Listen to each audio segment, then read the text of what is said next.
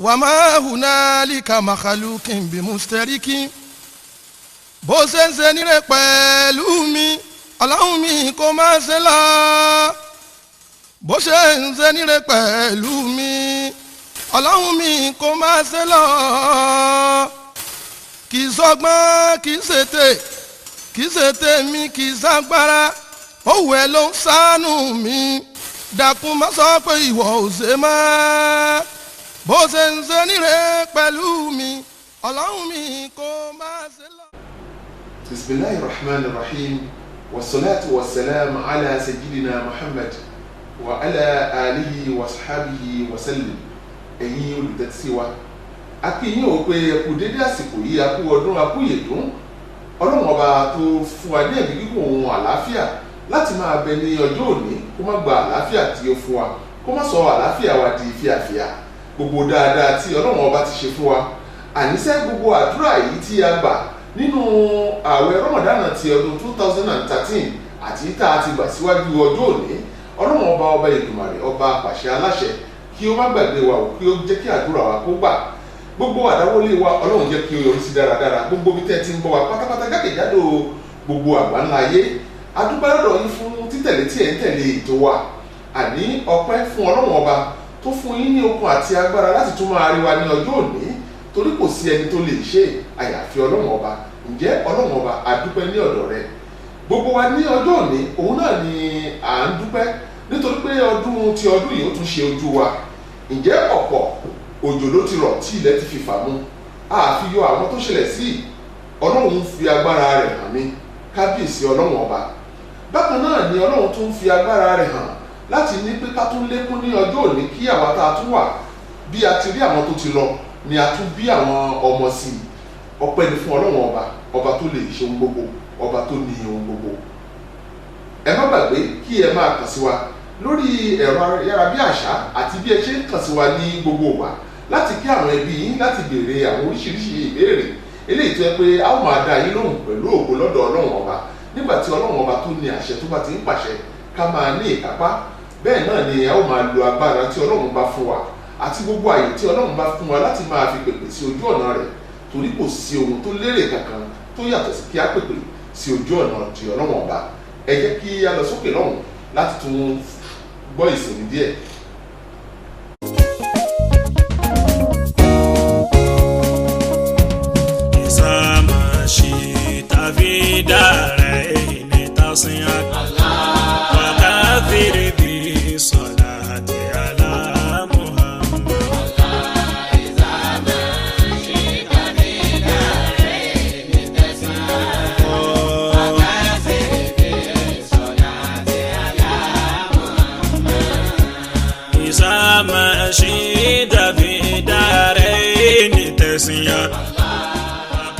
Ẹ tún bá wẹ̀ yín olùtẹ̀síwá sí orí ètò yìí orí ètò ti ọdún ààwẹ̀ ti rọmọdánà eléyìí tí a fi ń kíra wa ní òní ọdún fún gbogbo mùtúmùwà pátápátá tí à ń ṣe ọdún jákèjádò gbogbo àgbáńláyé ẹ má jẹ́ kí á gbàgbé orílẹ̀-èdè Nàìjíríà ti ṣe àyájọ́ ọjọ́ àlàmísì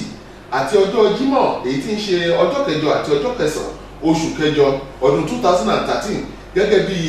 ọjọ́ ìsinmi fún gbogbo ẹni tó bá fẹ́ lọ fún ilé ọdún ǹjẹ́ ẹ ti palẹ̀ mọ́ báyìí ẹ ti ṣe adìyẹ ẹ ti ṣe ẹran fún àwọn ògbówẹrẹ wa kí wọ́n jẹun kínú ó dùn lódodo la mọ̀ pé kò sí owó ní òde ṣùgbọ́n àrùn gbogbo èèyàn ní eléyìí kò tó ohun téèyàn ń ronú sí nítorí pé ọlọ́run ọba ni máa ń fúnni lówó ọlọ́run ọba ni máa ń gbà á wá ní owó lọ́wọ́ ní tàbí a ò ní owó lọ́wọ́ kò ní ká má dùnnú wípé ọlọ́run ọba ní kẹ́mi ogun torí pé bẹ́ẹ̀ yóò bá ṣe bóyá èmi yìí tí ó ṣe ìbájú bẹ́ẹ̀ lọ ọlọ́run ọba tó fún wa ní ẹ̀mí gígùn àti àlàáfíà ní ọjọ́ òní tàbí ká tiẹ̀ sẹ́pẹ́ ẹni tí ó jẹ́ pé ó ń bẹ lórí àìsàn nígbà tí à ń ṣe ọdún lọ́wọ́ báyìí ẹ má rò pé ọlọ́run ọba ò rántí yín ṣe bí òun bá wa mí Èdùmàrè bẹ́ẹ̀ ni bóyá ohun tí ìbá ṣe ìbátújù bẹ́ẹ̀ lọ tàbí kó jẹ́rú àìsàn tí ò ní fọ tí ọwọ́ ò ní ká lè bá gbé sára èèyàn ṣùgbọ́n wọn ọlọ́run ọba ó ní ká máa bẹ lọ́jọ́ òní yìí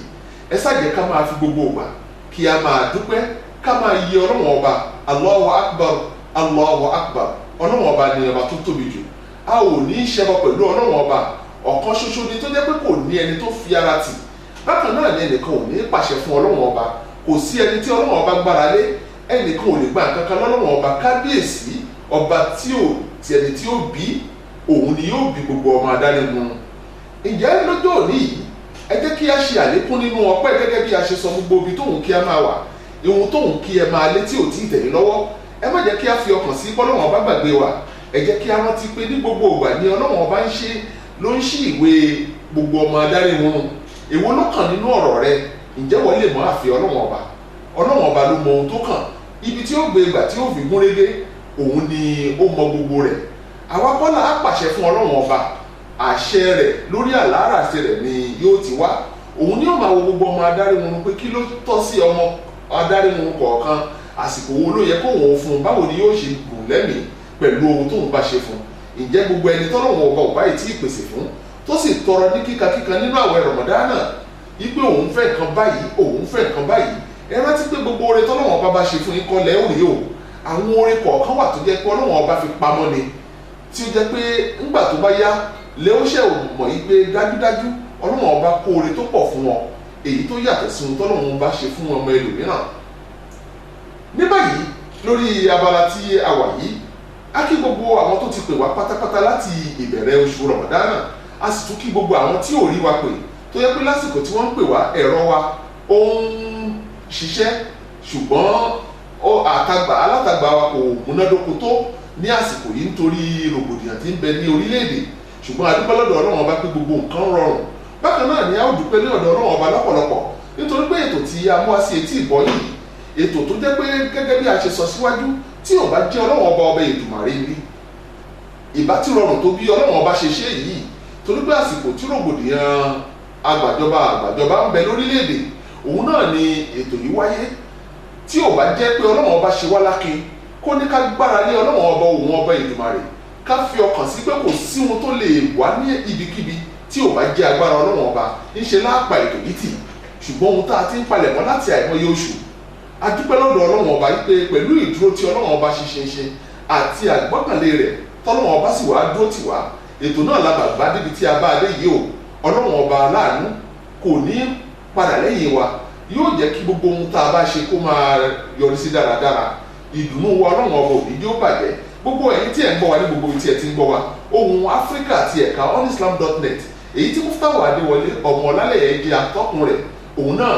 ni ó wá sí etí ìgbọ́ yín. Ẹ máa bá wa ká lọ.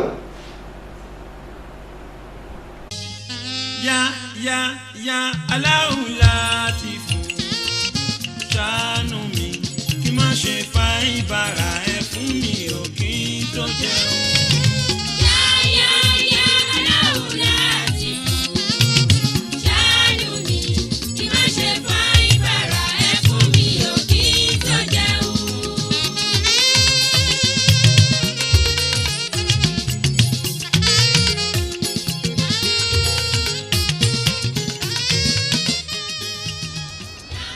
Olùtẹ́tísí wa nílé lóko àní akí káwọ̀ sí orí ètò yìí, ètò ìkíni fún ọdún tuntun ti ọdún Idil Fitri 2013, eléyìí tí a ń ṣe àjọyọ̀ rẹ̀. A dúpẹ́ lọ́dọ̀ Ọlọ́run ọba Èdùmàrè. Bákan náà ni a ó pe àkíyèsí sí pé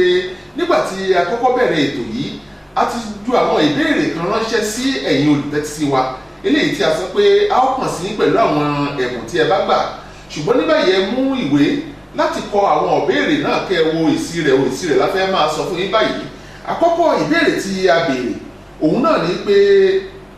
kí a tó ṣe àwẹ̀ Ramadan ní ọ̀ranyàn fún mùsùlùmí, àwẹ̀ wo ni mùsùlùmí a máa gbà? Kí a tó ṣe àwẹ̀ Ramadan ní ọ̀ranyàn fún mùsùlùmí, àwẹ̀ wo ni mùsùlùmí a máa gbà? Èsì rẹ̀ ni ẹ ó gbọ́ yìí. Àwẹ̀ Ashura eléyìí tí ń ṣe ọjọ́ kẹwàá oṣù Muharram, òun náà ni èsì rẹ̀. Àwẹ̀ Ashura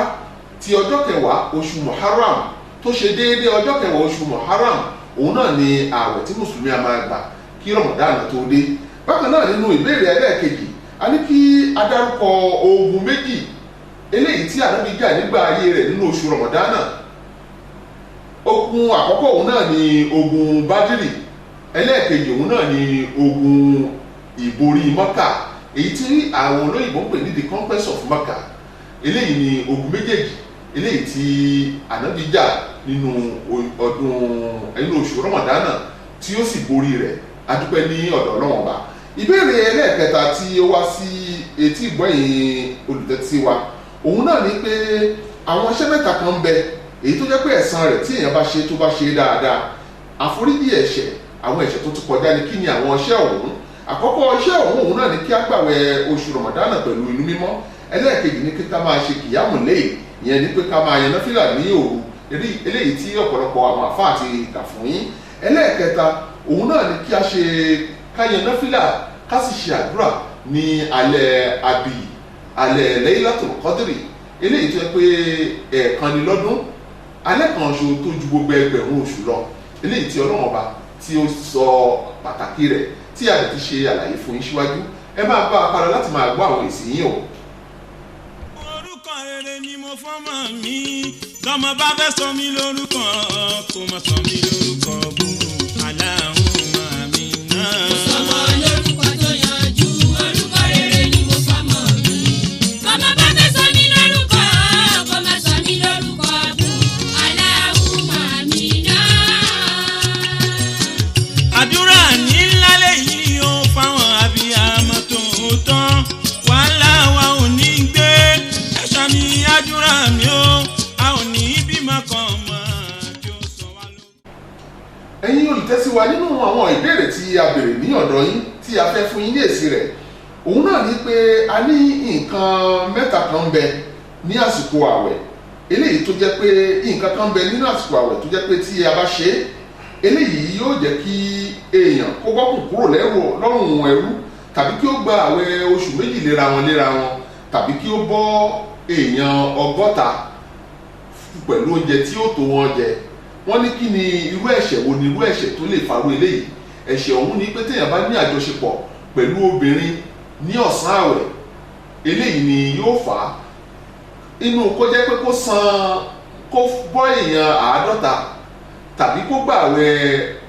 100 ọjọ́ yẹn oṣù méjì gẹ́rẹ́gẹ́ léra wọn yẹn ní 100 ọjọ́ léra wọn kó fi tánràn ẹ̀ṣẹ̀ rẹ̀ ẹlẹ́ẹ̀kẹta nínú ohun tí yóò ṣe òun náà ni pé kí ó bọ́kù kúrò ní ọrùn ẹrú ìbéèrè tó tún tẹ̀lé òun náà ni pé wọ́n ní kí ni orúkọ sàábé èyí tí máa ń pe ìrun fájírì láti sọ pé àsìkò tó láti jẹ sàárì sàábé ọ̀hún òun náà ni Bilal ibn Rabah Sayyidina Bilal yẹn ọmọ bíbí ilẹ̀ Ethiopia lásìkò tá a wà yìí sàábé ọmọ ilẹ̀ adúláwọ̀ ni Sayyidina Bilal òun ni máa ń pèrò fún ànábì ṣùgbọ́n òun ní kọ́kọ́ máa ń pèrò pé ẹ dìde ẹ jẹ sàárì eléyìí tí a máa fi ń jí àwọn mùsùlùmí òdodo jákèjádò gbogbo àgbáláyé sàábé tí máa ń pèrò ẹlẹ́ẹ̀kejì òun náà ni Abdullahi Maktum òun náà ni máa ń pèrò ẹlẹ́ẹ̀kejì ẹ jọ̀ọ́ ẹ máa wo ìbéèrè yín tí a bá rí tí ẹ gbà tí a sọ pé ẹ ò gbà ẹ fi ìbéèrè ránṣẹ́ sí wa ká ṣe àtúnṣe tó bá yẹ ṣùgbọ́n gbogbo ẹni tó bá gba ẹ̀rọ pátápátá gbogbo ẹ̀ láti ṣiṣẹ́ takuntakun láti rí pé a mú èsì yín wá sí etí ìgbọ́ yín ẹ máa bá wa padà lórí ètò yìí o. أعوذ بالله من الشيطان الرجيم بسم الله الرحمن الرحيم يا سيدي خير البرية إنما ذكرك لا تنفع يجري الورى والإنس والأملاك من ذات الأهل والجان يتلون ثناك الأكبر من كل متقد وكل مصادق يلفى تذكر. tó ẹ̀yin olùtẹ́tí wa tó bá jẹ́ pé ẹ ṣẹ̀ṣẹ̀ wọlé ní Ohùn Áfíríkà láti onislam.net òun ló mú ètò wá sí etí ìgbọ́yín ìkíni fún ọdún tuntun ọdún ti Eidul Fitri ti ọdún 2013 Muftahu Adéwọlé Ọlálẹ́yẹ ní ilé ètò tó wà pẹ̀lú yín ìbéèrè tí ó tó kàn nínú nǹkan tí a ti béèrè lọ́wọ́ yín tá a ní kẹ́ ẹ dáhùn ránṣẹ́ òun náà ni pé wọ́n ní itikaf tí òjíṣẹ́ ńlá Muhammad ṣe tó fi padà sí ọ̀dọ̀ Ọlọ́run ọba ọjọ́ mélòó ni òjíṣẹ́ ńlá lò nínú ilé tó fi ṣe itikaf ìdáhùn rẹ̀ ni pé ànábì lò 20 ọjọ́ ní inú ilé láti fi ṣe itikaf kó tó di pé ó padà sí ọ̀dọ̀ Ọlọ́run ọba òun náà ni Ramadan tí ó ṣe gbẹ̀yìn ní ìgbésí ayé Ọlọ́run ọba bá a ṣe ìkẹ́ òun dẹ̀ àti àánú fún òjíṣẹ́ ńlá Muhammad àti gbogbo àwọn tó tẹ̀lé òjíṣẹ́ ńlá Muhammad àti àwọn ẹbí òjíṣẹ́ ńlá Muhammad àti àwọn ọmọ rẹ̀ àti àwọn àrọ́mọdọ́mọ rẹ̀ àti gbogbo àwọn ẹni tí ń gbé tọlọ́run ọba dání tó ti ń ṣe é bọ̀ títí tí tó fi padà sọ́dọ̀ ọlọ́run ọba àti àwa tí a gbé ti ọlọ́run ọba dání báyìí kí ọlọ́run ọba kó gbà síbi ire fún wa títí tá a padà sí ọ̀dọ̀ ọlọ́run ọba tọlọ́run ọba ọba Èdùmàrè ọba aláṣẹ òun náà ni kò jẹ́ ká máa ṣe ọlọ́run ọba tọrọ nínú ọlá rẹ̀ má gbàgbé wa nínú oṣù tí a wà yìí eléyìí tí a fẹ́ bọ́ sí yìí rántí gbogbo ìfaragbólẹ̀ wa eléyìí tí a ṣe síwájú rẹ̀ ọlọ́run ọba tó jẹ́ pé kò sí ẹni tó lè ṣe tí ò ní retí pé kóhun ó rí dáadáa ṣùgbọ́n kò sí dáadáa kan tó lè wá àyàfi pẹ̀lú ìyọ́nú rẹ̀ ọlọ́run ọba àwa bẹ̀rẹ̀ ọlọ́run ọba ọba àánú ṣíjú àánú rẹ̀ wò wá ṣe àforíjì àwọn ẹ̀ṣẹ̀ tí a ti ṣẹ̀ má jẹ́ kí a rí aburú nínú ìgbésí ayé wa gbogbo ìṣòro tí ń kojú wa dákan ọlọ́run ọba Èdùmàrè ọlọ́run bá wa gbé síbi ire jẹ́ kí ìṣòro kó kúrò jẹ́ kí a ní ìfaradà tá a lè máa fi farada àwọn ìgbìyànjú tàbí àwọn àdánwò tí o bá fi wá sí jẹ́ ká ní ìmánì tí ó yọ wá kúrò nínú rẹ̀ tá a lè máa gbà pé ọ̀kan ṣoṣo rẹ̀ ọlọ́run ọba a ò ní í ṣẹbọ pẹ̀lú rẹ̀ ọlọ́run ọba kábíyèsí ọba Èdùmàrè ìbéèrè tí ó tẹ̀lé wọn ní ìgbà ayé Sayyidina Abubakar tani sàábé èyí tí Sayyidina Abubakar yẹn ní àrólé anabiwa Muhammad sallallahu ta'ala alayhi wa sallam tani sàábé tó ní kókó alukurani jọ nígbà ayé rẹ̀ orúkọ sàábé náà ni Zaid ibn Thabit Sayyidina Zaid ibn Thabit òun ni sàábé eléyìí tí anabi ní kókó alukurani tí Sayyidina Abubakar tó ní kókó alukurani jọ nítorí pé kí ó má di pé àwọn èèyàn ó máa gbàgbé kurani kó má sì di pé kurani ó di ohun gbàgbé eléyìí tí wọ́n ṣe ní ọjọ́ náà tó wá di pé kurani ọ̀rọ̀ ọlọ́run ọba ó di ohun tó jẹ́ pé gbogbo mùsùlùmí mùtúmùwà káàkiri àgbáńlá ayé gbé sí ọpọlọ kò sí ìyapa ẹni nínú àlùkùránì ìwé ọlọ́run ọba ni tó jẹ́ pé ohun tí wọ́n bá pè ní báà ní ojú ewé kẹfà kò ní di tá láyéláyé mọ́ báà tó ń jẹ́ náà ni ó máa jẹ́ àlùkùránì ò ní ìyípadà nígbà ayé ànábì débi pa lè sọ pé bóyá àwọn kan gbàgbé rẹ̀ kò sí rárá torí pé wọ́n ṣe àkójọ àlùkùránì pẹ̀lú inú mímọ́ pẹ̀lú ìgbáralé ọlọ́run ọba gbogbo ẹni tí ó bá ń ṣe iyèméjì nípa báwo ni àlùkùránì ẹ lọ sí ọ̀dọ̀ àwọn onímọ̀ kí wọ́n ṣe àlàyé rẹ̀ fún yín nítorí pé ọ̀rọ̀ ọlọ́run ọba ìwé tó ti fẹsẹ̀ múlẹ̀ gẹ́gẹ́ bí ọlọ́run ọba ṣe sọ kalẹ̀ fún ànábì ni nígbà tí ànábì ò sì tún sí mọ́ Sayyidina Abubakar ó ṣe àkójọ rẹ̀ èyí tó yan Sayyidina Zaid ibn Thabit láti ṣe àkójọ rẹ̀ pẹ̀lú àwọn onímọ̀ àwọn tó há àlùkùránì wọ́n á máa kọ sí ibi pátákó ibi ìtàn ẹran tí wọ́n pa tàbí ràkúnmí bákan náà wọ́n á máa kọ sí àwọn awọ ẹran eléyìí tó wọ́n tọ́jú títí di ọjọ́ òní yìí tó fi di pé ó ní oríṣiríṣi ọ̀nà èyí tí a fi gbé sí ìbéèrè tí ó gbẹ̀yìn nínú ìbéèrè wa òun náà ní pé wọ́n ní kí ni tani sàábé èyí tó kìlọ̀ fún Sayyidina Uthman ibn Affan ipe àlùkùránì ó gbọ́dọ̀ di ohun tí a tún kójọ ká kó sí ojú kan kí àwọn èèyàn má fi ahọ́n oríṣiríṣi máa kà á nítorí pé a mọ̀ pé tí a bá ṣàgbéyẹ̀wò èdè Yorùbá a rí ẹni tó ń sọ Ọ̀yọ́ a rí ẹni tí ń sọ Yorùbá Ògidì láti Ọ̀yọ́ a sì rí ẹni tó ń sọ Èkìtì a rí ẹni tó ń sọ Oǹdó Ìjẹ̀ṣà kò jọmọ́ ti Àkúrẹ́ bákan náà ni Àkúrẹ́ ò jọmọ́ ti Ẹ̀gbá yàtọ̀ sí èdè Abẹ́òkúta lábẹ́ Olúmọ bákan náà ti Ẹ̀gbá bó ṣe súnmọ́ Ẹ̀gbádò tó yìí tàbí orí ìlú Yewa èdè àti ahọ́n tí wọ́n á máa fi sọ Yorùbá á máa yàtọ̀ eléyìí ni sàábé yìí ṣe àkíyèsí ó wá pé àkíyèsí Sayyidina Uthman ibn Affan radiyallahu ta'ala anhu wípé ó yẹ kí a ṣe àkójọ alukurani pẹ̀lú ahọ́n kan kó má jẹ́ pé tí ẹnìkan bá ń fi èdè Ẹ̀gbá ka tiẹ̀ ìkó máa fi ti Ìjẹ̀bú ka tiẹ̀ kó jẹ́ pé lórí ọ̀nà kan láà máa fi kà á tó fi kó àkójọ rẹ̀ orúkọ sàábé náà ni Sayyidina Huzaifa ibn al-Yaman Sayyidina Huzaifa ibn al-Yaman òun náà ni ẹni tí ó gba Sayyidina Uthman ní ìmọ̀ràn ẹ̀yin olùtẹ́tíwá ní ibi tó ń kẹ́ máa gbọ́ wa onislam.net èyí tí iléeṣẹ́ amóhùnmáwòrán rẹ̀ tí ó ń kì í láti ẹnu olóòtú ètò Muftahu Adéwọlé Ọ̀làlẹ́yẹ bẹ́ẹ̀ ń bẹ́ o bákan náà ni ìgbádùn ṣì wà ní pẹrẹwu ẹ máa bá wa kan lórí ètò yìí. àwọn ọ̀dọ́ Ìsẹ̀yìn o ẹ jẹ́ ká dúpẹ́ àwa ọ̀dọ́ Ìsẹ̀yìn o ẹ jẹ́ ká mòrè ẹ jẹ́ ká ṣọpẹ́ lọ́wọ́ àwọn òbí wa ìyọ́nú àwọn òbí wa ló yẹ ká máa wá ká má ṣe táwọn ọlọ́pọ̀ nígbà kọ̀ọ̀kan. màmá ni màmá tó bí mi sáyé, òbí láwọn òbí mi, wọ́n tọ́ mi, wọ́n kẹ́ mi, wọ́n gẹ́ mi dàgbà nílé ayé. tálá ọlọ́run ọba yìí láyé má ṣe fi kún tó yá wá pa. ẹ̀yin olùtẹ́síwájú nínú pé ẹ máa tún káàbọ̀ sí orí abala tí a wà yìí. abala tí a wà yìí ni a ó ti máa ka àwọn òwe tí ẹ ti fi ránṣẹ́ sí wa. ẹ má rò pé a gbàgbé yín, gbogbo òwe tí ẹ ti fi ránṣẹ́ sí wa òun náà ni à ń rí. àwọn tó ń kàn sí wa lórí ẹ̀rọ ti Facebook àti íńtánẹ́ẹ̀tì, gbogbo yín ni a kí pátápátá o. ẹ ṣeun púpọ̀ púpọ̀. kó tó ní pé a ó bẹ̀rẹ̀ ètò yìí, ó tọ́ pàtàkì, ó yẹ kí a dúpẹ́ lọ́wọ́ gbogbo ẹ̀yin olùtẹ́sí wa fún ìfaradà àti ìgbélárugẹ ètò yìí. gbogbo àwọn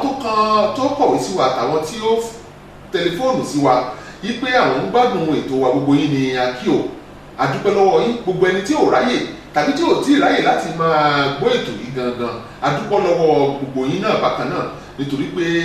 a ò lè ṣe nǹkan kan ju ká dúpẹ́ lọ́dọ̀ Ọlọ́run Ọba tó fi wá fún yín, tó fi àwa fún yín, tó ní kí a jọ máa jẹ́ mùsùlùmí òdodo tí ń tẹ̀lé ìlànà ti Ọlọ́run Ọba. Ọlọ́run Ọba tí ó ti wà pẹ̀lú wa kò ní gbàgbé wa láyéláyé ò dáadáa tí Ọlọ́run ṣe fún wa, Ọlọ́run ó máa ṣe àlékún rẹ̀. bákan náà ni ẹ̀yin tí ẹ̀ ń fi like tàbí promote sínú ètò wa lórí ẹ̀rọ Facebook, gbogbo yín náà ni a dúpẹ́ lọ́wọ́ yín. ẹni tó mọ̀ wá, ẹni tí ò mọ̀ wá, ẹni tó ti ráyè gbọ́ wá, ẹni tí ò ráyè gbọ́ wá, gbogbo yín ni a kí lápapọ̀. ìwé tí ó dé ọwọ́ mi báyìí tí wọ́n fi tó mi létí, òun náà ni ti Alhaja Tóyìn Babátúndé Haruna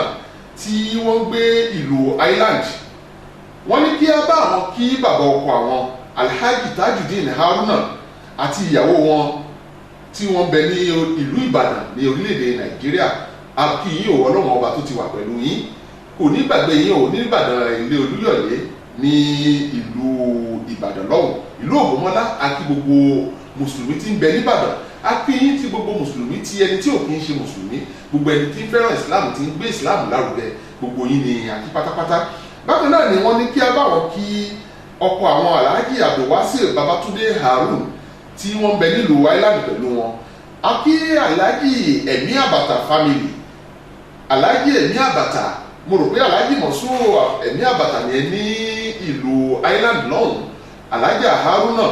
Tóyìn Babátúndé Haruna ni wọ́n ní kí a kí yín ìpè ẹ̀kú ọdún ẹ̀kú ìyèdún. Ọlọ́run á dá ọmọ sí gbogbo iṣẹ́ ìṣe wa, Ọlọ́run ó fi àlùbáríkà sí. ìjẹ́ gbogbo àdúrà tí ẹ ṣe nínú Ramadan wọ́n ní kí a sọ pé Ọlọ́run Ọba yóò gba àdúrà náà fún yín. bákan náà ni wọ́n ní kí a kí àwọn ẹbí Alhaji Òkí, Alhaji Yusuf Òkí àti àbúrò rẹ̀ tí wọ́n bẹ ní ìlú Ireland. a kí gbogbo yín o, ẹ sì kú ìtọ́jú wa nígbà tí a ń bẹ nílùú Ireland. Ọlọ́run Ọba tó ti wà pẹ̀lú yín kò ní padà láyé, yóò sì máa ṣe dáadáa fún yín. ìgbà táàbà tó wá kí yín, Ọlọ́run ó ti ṣe àlékún oore, yóò ti ṣe fún yín. bákan náà ni a tún kí yín lọ́pọ̀lọpọ̀ ìpè ẹ̀kú ìtọ́jú gbogbo àwọn òpè wẹrẹ tí ń bẹ ní inú jàmá Kún Fáyẹ̀kún nílùú Ireland. gbogbo takuntakun tí ẹ̀ ń ṣe láti mú àwọn ògbó wẹrẹ sí ojú ọ̀nà tí Ọlọ́run Ọba gbogbo rẹ̀ ní àárín ilẹ̀ àsì ń bọ́. Ọlọ́run Ọba tó ti wà pẹ̀lú yín kò ní padà. wọ́n ní kí á kí gbogbo jàmá Kún Fáyẹ̀kún tí ń bẹ ní ìlú Waterford ní Ireland. gbogbo iṣẹ́ ribiribi tí ẹ̀ ń ṣe gbogbo ẹ̀ náà ni àwa náà débẹ̀ tí a rí. Ọlọ́run Ọba ò ní padà lẹ́yìn yín o. gbogbo àwọn elétò pátápátá ni ìyá wa Alhaja Tóyìn Babátúndé Haruna tún ní kí á kí, látòrí ẹni tí ń gbohùn wá sílẹ̀ àtòrí olóòtú ètò. ó tilẹ̀ jẹ́ pé a dúpẹ́ lọ́dọ̀ yín púpọ̀ pé ẹ ti ń tọ́jú tiwa tipẹ́tipẹ́. Ọlọ́run Ọba tó ti wà pẹ̀lú yín ò ní padà o. ìwé tí ọkọ́ tún kàn òun náà ni ìwé ti Alhaja Rahimatu Ọládélé láti ìlú Ireland. mo rò pé Kilkelly ní agbègbè tiwọn, ibẹ̀ ni wọ́n ti ní kí á bá wọn kí àwọn bàbá ọkọ àwọn àti ìyá ọkọ àwọn tí wọ́n ń bẹ ní ìlú Kwara. bákan náà ni wọ́n ní kí á kí ìyá àti bàbá wa Alhaji Azeez tó ń bẹ ní ìlú Ayétòrò. ìyẹn Ayétòrò ìwà ọmọ Ẹ̀gbá ò tó ná dalẹ̀, ọmọ Dátọ́rọ̀ ò tó jẹun, ọmọ ẹwà ṣọ̀pọ̀. gbogbo yín ni a kí o, bàbá wa Alhaji Azeez àti ẹbí wọn àti gbogbo mùsùlùmí àgbáyé. bákan náà wọ́n ní kí á kí ọkọ àti ọmọ àti gbogbo àwọn elétò làwọn náà tún kí o. ọkọ wọn Alhaji wa Dr. Abdulrafiu Ọládélé, a kí yín o. ìyàwó yín ló kí láti ìlú Ireland. gbogbo dáadáa tí Ọlọ́run Ọba ti ṣe fún yín, Ọlọ́run Ọba ò ní jẹ́ ó bàjẹ́. máa bá wa kálọ lórí ètò yìí, ẹ̀yin olùtẹ́sí wa.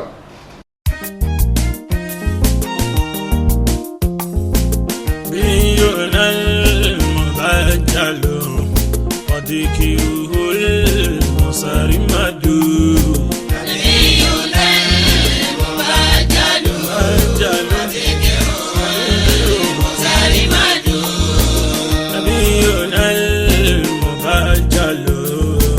وذكر المصارمد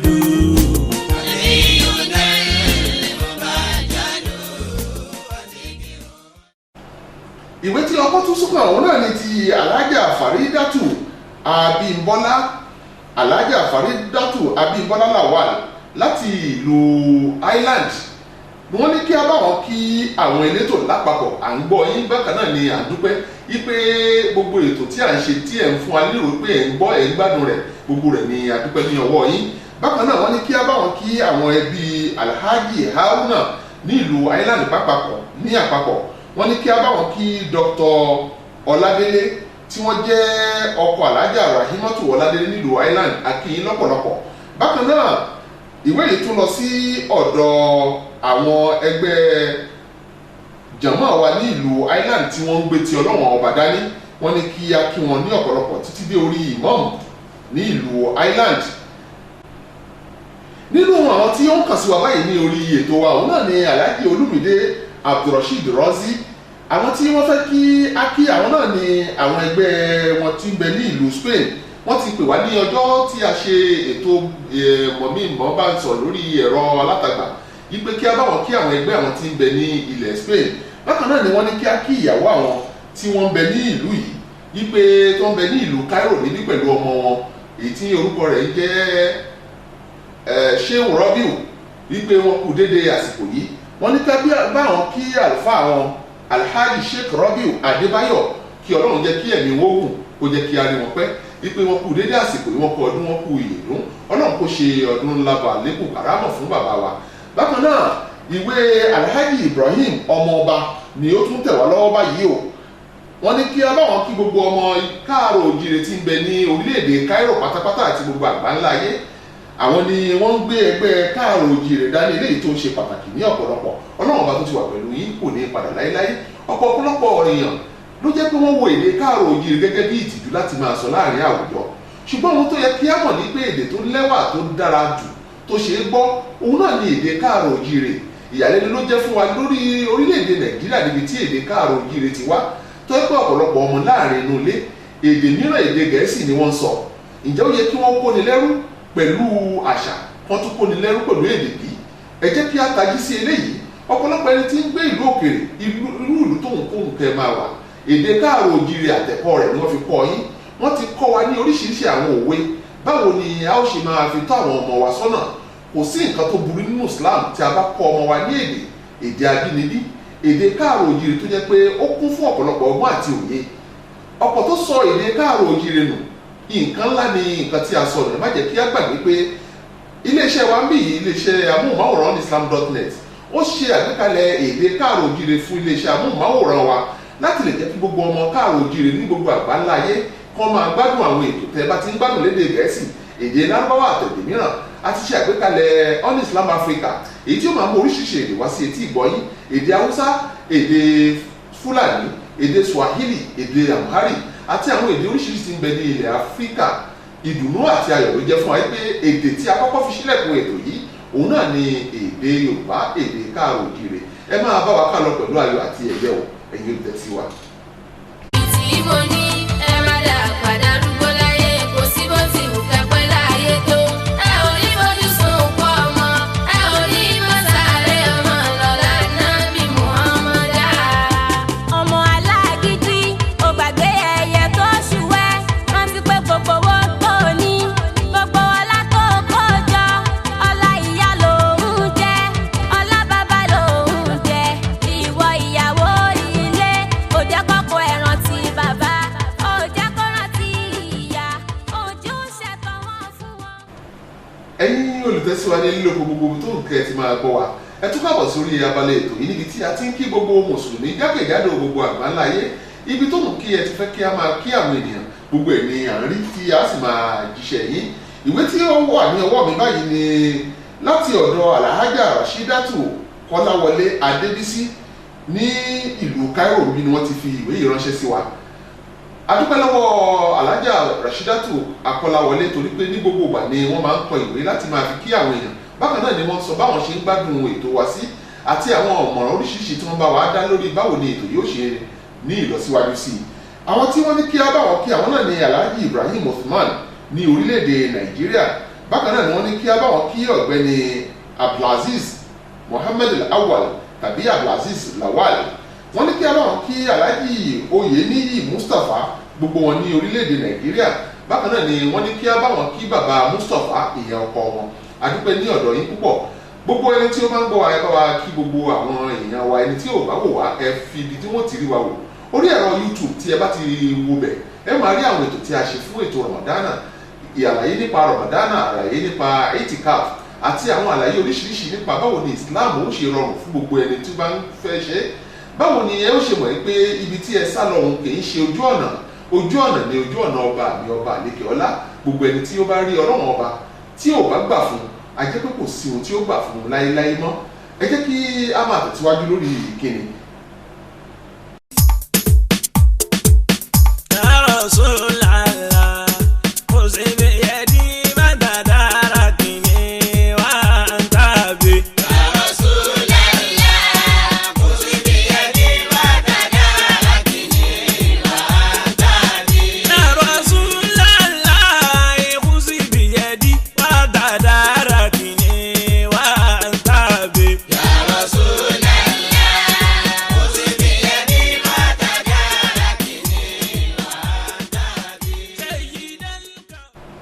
Èyí tí ó kọ́ súnkàn nínú ìwé tí ó ń bẹ níwájú mi òun náà ní ti Alhaja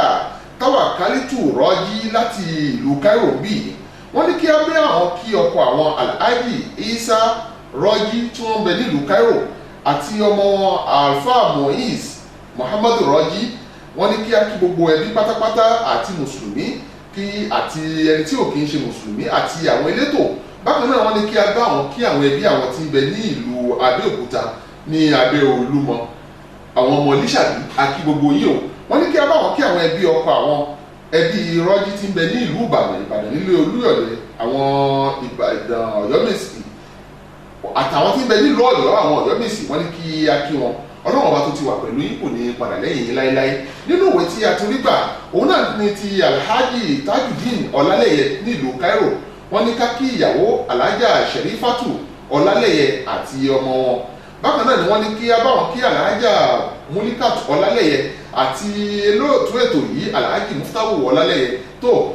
ká má sọ gbogbo ètò di ti ẹbí Ọlálẹ́yẹ tán, a dúpẹ́ lọ́wọ́ yín o. Gbogbo ibi tí ẹ ti gba Ọlọ́run yóò jẹ́ kí gbogbo wa ká darí sílé láyọ̀ àti àlàáfíà. Bákan náà ni ìwé Alhaja Muinatu Olúkẹyẹ ní àti ìlú Èkó. Wọ́n ní kí á bá wọn kí orúkọ náà ni Alhaja Muinatu Olúkẹyẹ Adéoyè nílùú agbègbè Aboru ní Yànàpájà òun náà ní ìlú wọn. Mo rò pé Èkó Fáṣọlá òun ní eléyìí. Wọ́n ní kí á bá wọn kí ọkọ wọn Alhaji Zakaria Adéoyè, ìyá àti bàbá wọn Alhaji àti Alhaja Olúkẹyẹ ìyẹn baálẹ̀ emado tuntun ní ìlú Ayétòrò. Akí gbogbo yín gbogbo ibi tí òun kí ẹ ti máa gbọ́ wa. Oríire tí Ọlọ́run ọba ti ṣe fún wa Ọlọ́run ní ìbàjẹ́. A dúpẹ́ fún gbogbo ètò wa tí ẹ̀ ń tẹ̀lé, tí à ń pè tí ẹ̀ sì ń dá wa lóhùn. Èyí tí ẹ̀ ń pè wá tí à ń dá wa lóhùn, Ọlọ́run ọba alágbára òun ni ó fi wá kẹ́ra wa. Ọlọ́run ní ìbá gbogbo nǹkan tó ṣe fún wa jẹ́. Bákan náà ni a kí màmá wa Alhaja Fausatu Ajikawo ní ìlú Rhode Island ní ìlú Amẹ́ríkà lọ́hùn. A kí púpọ̀ púpọ̀ fún gbogbo iṣẹ́ takuntakun èyí tí ẹ ti ń ṣe. Àwọn tí wọ́n tún ní kí á bá wọn kí ìyẹn kíkí ti Alhaja Fausatu Ajikawo òun náà ni gbogbo àwọn tó mú ẹgbẹ́ dúró gẹ́gẹ́ bí Alhaji Amáyálèké ní ìlú Amẹ́ríkà. Wọ́n ní kí á bá wọn kí àwọn bàbá àdínì ẹgbẹ́ náà nílùú Rhode Island, bàbá àdínì mùsùlùmí. Ọlọ́run ọba tó ṣe ní àgbà dáadáa kò ní ba àgbà yín jẹ́ o. Bákan náà ni wọ́n ní kí á bá wọn kí àwọn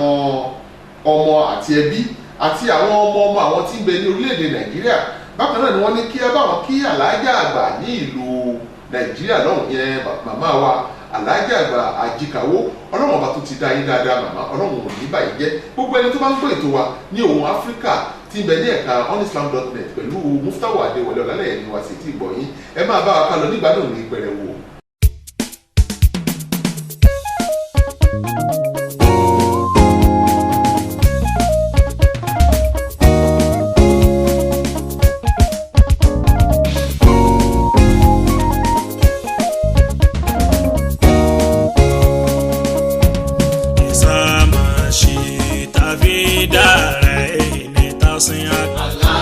وكثر بالصلاة على محمد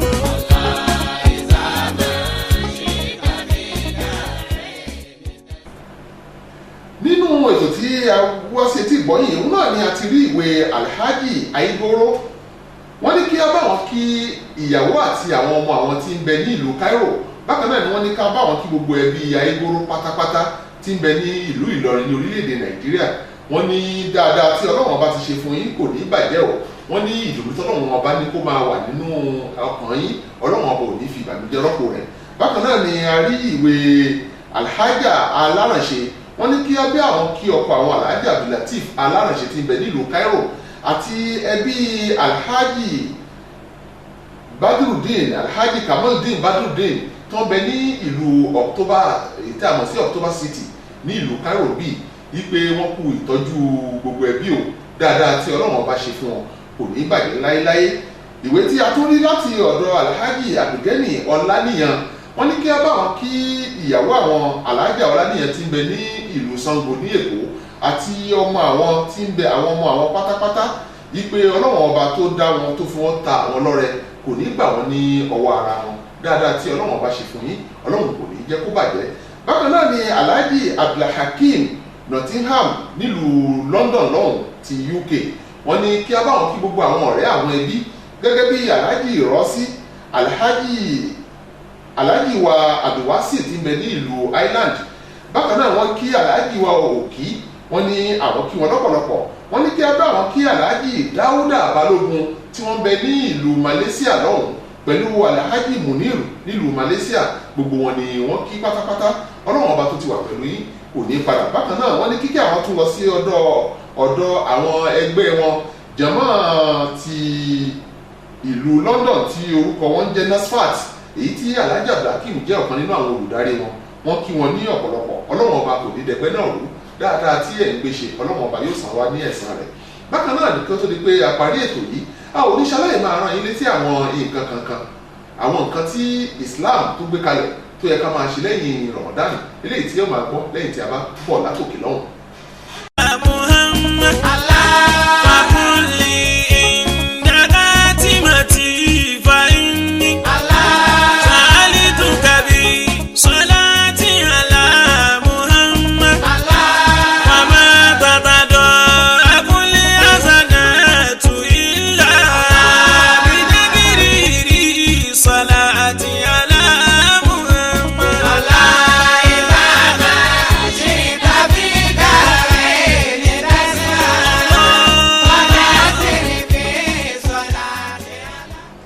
Wa nílé lóko ní gbogbo ibi tó ń kí ẹ ti máa gbọ́ àkótó nípa parí ètò yìí ẹ rántí pé onislam.net ẹ̀ka tilẹ̀ adúláwọ̀ èyí tí iléeṣẹ́ amóhùnmáwòrán rẹ̀ ti ń kí yín Muftahu Adéwọlé Ọlálẹ̀ òun náà ni olóòtú ètò yìí ẹ má gbàgbé o lódodo ní Ramadan ti lọ ṣùgbọ́n lọ́gbọ̀n ọba mi ò lébi kan àwọn iṣẹ́ rere tí ẹ ti ń ṣe nígbà Ramadan ó ti di ohun tẹ́ máa bá lọ báyìí o ẹ má sọ pé ó rẹ̀ yín ẹ má jẹ́ kó rẹ̀ yín rárá Ọlọ́run ọba ò ní fi ìrẹ̀ sínú ọ̀rọ̀ yín. Wọ́n ní nínú àwọn nǹkan tí ẹ gbọ́dọ̀ rántí nígbà tí oṣù Ramadan ti lọ báyìí òun náà ni láti tún máa gba àwọn àwẹ̀ lóòrèkóòrè gẹ́gẹ́ bí àwẹ̀ ọjọ́ kẹta tí ń bẹ nínú oṣù ojú ọ̀run kọ̀ọ̀kan ìyẹn ọjọ́ kẹtàlá ọjọ́ kẹrìnlá àti ọjọ́ kẹẹ̀ẹ́dógún eléyìí tí ó jẹ́ pé a fi máa dúpẹ́ lọ́dọ̀ Ọlọ́run ọba ni. Ǹjẹ́ ó yẹ kí á mọ̀ pé kò sí bí a ṣe lè dúpẹ́ tó tí yóò ká oore tí Ọlọ́run ọba Èdùmàrè tó ṣe fún gbogbo wa ní gbogbo ìgbà láà máa wà lẹ́rú tí ń dúpẹ́ tí ó máa kan sára sí Ọlọ́run ọba láti lè fi ká oore tí láti lè fi ṣe díẹ̀ nínú ọpẹ́ tá a máa fi dúpẹ́ lọ́dọ̀ Ọlọ́run ọba fún oore tí ó ṣe fún wa. Bákan náà wọ́n ní kí a má gbàgbé ìtọrẹ àánú ìta ṣe nínú Ramadan kì í ṣe pé gbà tí Ramadan ti wá lọ tán á sọ pé a ò ní ṣe ìtọrẹ àánú mọ́. Ìtọrẹ àánú yìí ní gbogbo ìgbà ní gbogbo àsìkò òun ni a máa tọrẹ fún àwọn tálákà àti àwọn atẹ́wọ́gbọ́ rẹ̀. Ǹjẹ́ gbogbo ẹni tí Ọlọ́run ọba ti ṣe fún Ọlọ́run ọba ò ní borí tọ́lọ́run ṣe fún yín àlékún oore níwòyí àwẹ̀ Ramadan tí ń bọ̀ Ọlọ́run ọba yóò ṣe fún wa àtẹ̀yìn àtẹ̀yìn àmà lékún ní gbogbo ìgbà. Wọ́n ní nínú nǹkan tí a ó máa rántí òun náà ní kí ẹ máa rántí àwẹ̀ súnà ti ọjọ́ mẹ́fà nínú oṣù Ṣàwáàlì. Ẹ ò rí i pé tá a bá ti gba nígbà tá a gbà àwẹ̀ Ramadan tá a ti bọ́ sínú oṣù Ṣàwáàlì báyìí àwẹ̀ ọjọ́ mẹ́fà kan bẹ pé ń ṣọ̀nà yẹn kẹ́ ẹ gbà tẹ̀lé ara wọn ṣùgbọ́n ẹ rí bẹ́ẹ̀ tètè gbà kó má di pé yóò bọ̀ sí ọwọ́ èérẹ̀ tí ó bá yá. Nínú nǹkan tí wọ́n tún ní kí á rántí òun náà ni àwẹ̀ ọjọ́ kẹwàá nínú oṣù Muharram eléyìí náà àwẹ̀ tí ó pàtàkì ni àwẹ̀ ọjọ́ Àràfá ọjọ́ kẹsàn-án oṣù Zulhijja àwẹ̀ tí ó wà fún àwọn tí wọ́n ń ṣiṣẹ́ hajj wọ́n ní ká má gbàgbé eléyìí nínú àwọn súnà tí a ò gbọ́dọ̀ gbàgbé nígbà tí Ramadan ti lọ tán ni nínú rẹ̀ òun náà ni ká rí pé a gba ọ̀pọ̀ ààwẹ̀ nínú Ṣàbán eléyìí yóò máa mú oore púpọ̀ wá fún wa nínú rẹ̀ òun náà ni pé wọ́n ní gbogbo oṣù Rajab, Zulqaada àti Zulhijjah àti Muharram òun náà ni pé ká máa gba ààwẹ̀ nínú rẹ̀ kì í ṣe ọ̀ranyàn súnà ní ṣùgbọ́n ó dáa púpọ̀ èyí náà rí pé tí ẹ bá gba ààwẹ̀ yóò máa lékún yóò sì máa fi ìfọ̀kànbalẹ̀ sí ọkàn yín ẹ ó sì máa lékún nínú ìmánì àti ìpáyọ̀ Ọlọ́run Ọba tó jẹ́ pé gbogbo ẹni tó bá di ẹrù rẹ̀ tí ò bá rí ìmánì àti ìpáyọ̀ Ọlọ́run Ọba ń bẹ̀ á jẹ́ pé òfò ló mú Ọlọ́run Ọba aláàánú kò ní jẹ́ kémi àti ká mú òfò ní òun Áfíríkà ìlú Cairo àti ilẹ̀ adúláwọ̀ òun náà ni ẹ ti ń gbọ́ wa o. wọ́n ní kí a máa yan náfìlà ní ọ̀pọ̀lọpọ̀ nínú nǹkan tí a ò gbọ́dọ̀ gbàgbé lẹ́yìn tí Ramadan lọ tán ni ẹ̀yìn tí káàfù tí a wí lódodo kò sí ti káàfù mọ́ ṣùgbọ́n ká máa ka Kùránì ní òrèkóòrè pẹ̀lú ọkàn mímọ́ ká sì máa ní inú rere pẹ̀lú àwọn ọmọlàkejì wa. wọ́n ní kí a máa ka Kùránì pẹ̀lú ìmárántí Ọlọ́run Ọba ní gbogbo ìgbà ká sì máa ṣe ìrántí tó bá pọ̀ fún Ọlọ́run Ọba. ìrun òru èyí tí a pè ní ìrun tahajjud ó tún bẹ ò lẹ́yìn tí Ramadan ti lọ tán ká máa wásìkò náfìlà 2-3 lọ́lọ́run bá fún yín lágbára ni àmọ́ pé ilé ayé ò rọgbọ mọ́ bẹ́ẹ̀ lómi bá lọ sí ibi iṣẹ́ àpẹ́kó tó dé ṣùgbọ́n ẹ rántí pọ́lọ́run Ọba ló fún yín lágbára láti lọ sí ibi iṣẹ́ tẹ́ ẹ lọ jàájàá gbòógbò ìjọkan ni yóò tán jọkan wàhálà ìjọkan ni